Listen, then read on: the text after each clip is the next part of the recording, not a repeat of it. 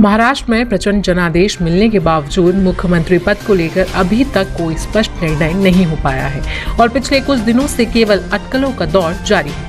कभी कहा जाता है कि देवेंद्र फडणवीस को मुख्यमंत्री बनाया जाएगा तो कभी अचानक से एकनाथ शिंदे का नाम सामने आता है।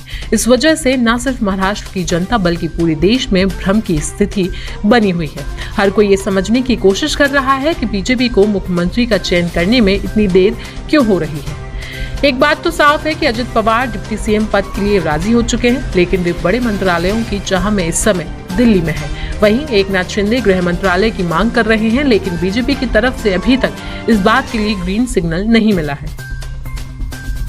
महाराष्ट्र की राजनीति में 8 बड़े अपडेट्स। एकनाथ शिंदे का असंतोष।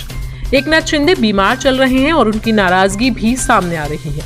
उन्होंने साफ कहा है कि महाराष्ट्र की जनता चाहती है कि वे फिर से मुख्यमंत्री बने। इसके अलावा वे हर हाल में गृह मंत्रालय का विभाग अपने पास रखना ही चाहते हैं। अजित पवार की दिल्ली यात्रा। अजित पवार सोमवार रात दिल्ली पहुंच चुके हैं और पार्टी नेताओं से मुलाकात करने वाले हैं। यदि सब कुछ ठीक रहा तो गृह मंत्री अमित शाह से भी उनकी बैठक हो सकती है। महायुति में असंतोष। महायुति में स्थिति ठीक नहीं है और एकनाथ शिंदे की तबीयत खराब होने के कारण मुंबई में प्रस्तावित बैठकें भी रद्द हो गई हैं। एकनाथ शिंदे और डिप्टी सीएम पद।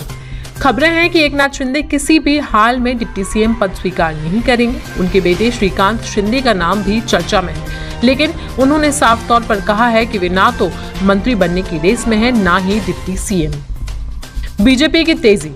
बीजेपी ने अब मुख्यमंत्री चुनने में थोड़ी तेजी दिखाई है। वित्त मंत्री निर्मला सीतारमण और गुजरात के पूर्व मुख्यमंत्री विजय रूपाणी को पर्यवेक्षक नियुक्त किया गया है। 4 दिसंबर को विधायकों के साथ बैठक होगी, जिसमें मुख्यमंत्री का चयन आखिरकार किया जाएगा। दीपक केसरकर का बयान। शिवसेना नेता दीपक केसरकर ने कहा कि एकनाथ शिंदे एक बड़े नेता हैं और महायुति सरकार में उनका पूरा सम्मान किया जाना चाहिए। रामदास अठावले का बयान। रामदास अठावले ने दावा किया है कि एकनाथ शिंदे को चुनाव के समय कभी भी सीएम पद को लेकर कोई वादा नहीं किया गया था, लेकिन इसीलिए बीजेपी का मुख्यमंत्री बनना तय है। आनंद दुबे का बयान। उद्धव गुट के नेता आनंद दुबे ने कहा कि अजित पवार और एकनाथ शिंदे वास्तव में बीजेपी के गुलाम हैं और गुलाम को हमेशा समझौता करना पड़ता है।